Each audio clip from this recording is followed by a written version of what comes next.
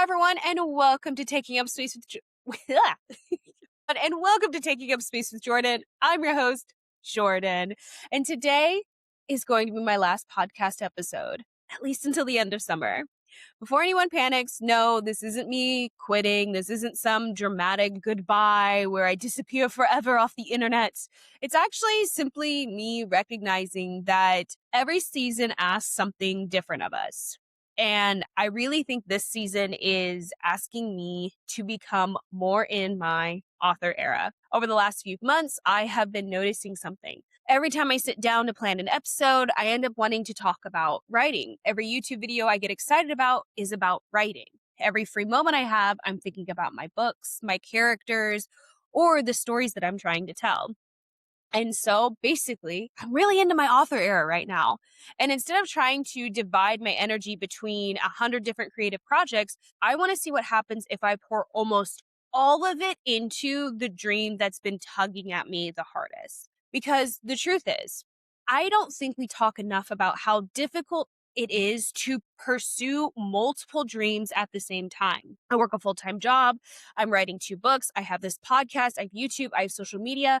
I have a life that I actually want to enjoy. And summer is, funnily enough, one of my favorite times of the year, typically because I get to go and do a bunch of different things that I normally don't get to do. I want to go to Mariners games. I want to spend weekends with my friends. I want to sit at coffee shops writing for hours and just enjoy the sunshine without feeling like I'm constantly behind on another piece of content that I should be creating. Podcasting has given me so much over the past few years. I've been doing this for almost 3 years. It gave me a place to find my voice. It gave me confidence. It helped me process my life out loud. It introduced me to people I never would have met otherwise. In so many ways, this podcast is part of the reason I finally have the courage to believe I can call myself a writer and now a published author. So this isn't me walking away from something that I don't love. It's me choosing to fully invest in something that I do. I've talked before about understanding your prioritizing and recognizing that not every dream has to happen at the exact same time. Sometimes the most loving thing that you can do for yourself is put one dream on the shelf. That rhymed. Oh, trademark that. Just kidding. But it's not because you haven't given up on it, but because another dream needs your full attention for a little while. And that's exactly where I'm finding myself. So let's talk about that even more in depth. So one thing that I started noticing for myself when I was first realizing that there was one dream kind of creeping on another was when I was talking with friends and family members and people in my corner. What I was realizing is I wasn't talking about the podcasting part of things. I wasn't talking about posting on socials. I was talking about writing and spending my time writing and gearing up for writing. And what I kind of what started to kind of click for me is that somewhere along the way, we started believing that if we aren't doing everything, we're somehow failing. That's at least what I was telling myself. Because if we take a break from something we love, it means we've given up on it. But that sounds so silly. And I realized that I actually genuinely, to my core, I don't think that that's true. I don't believe that because you can't do everything all at once means that you're somehow this failure. For a long time, I was trying to be an author, a podcaster, a YouTuber, a TikToker, an Instagram creator, work a full-time job, have a social life, write 2 books, and somehow also be a functioning adult that remembered to feed herself and touch grass every once in a while. That is a lot. And maybe with ADHD, I was probably able to sustain that a lot longer than I should have. And the funny thing is that none of those things are inherently bad. They're all things that I genuinely love. But love doesn't automatically mean capacity. And I think that's been something I've been learning this a lot this year. Just because you can do something doesn't mean you should be doing it, at least right now. I spent the last few months talking a lot about author life to the point that I'm sure some of you are annoyed by it. But every time I sat down to plan a podcast, I found myself thinking, can I just tell you about the chapter I wrote today? Can I tell you about how I was hitting this little bit of writer's block and I still persevered and pushed through it? Or can we talk about how complex world building is and how we all need to stop yelling at Sarah J. Maas for spending 200 pages talking about her world building? Because honestly, it's really hard. And my heart just genuinely keeps pulling me back to writing. And instead of fighting that, I think I'm going to listen to it. Because if there's one thing this podcast has taught me over the last few years, it's that every time I've listened to my intuition instead of my fear, something beautiful has happened. When I started this podcast, I didn't know if anyone would listen. When I self-published my first book, I didn't know if anyone would buy it. When I started posting videos online, I was absolutely terrified that people were going to make fun of how I look or anything else like that. And none of those choices came with guaranteed decisions, but they all came with curiosity. I think sometimes we want to wait until we know exactly what the outcome will be before we give ourselves permission to pivot or dive off the cliff.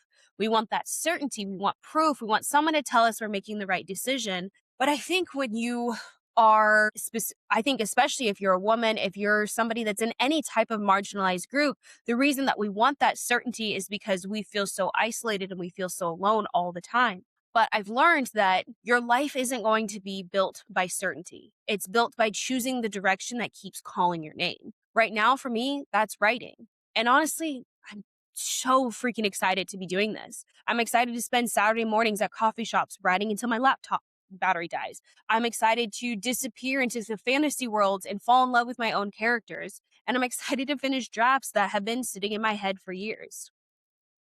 And I'm really excited to remember what it feels like to create without constantly wondering how I'm going to turn this into content.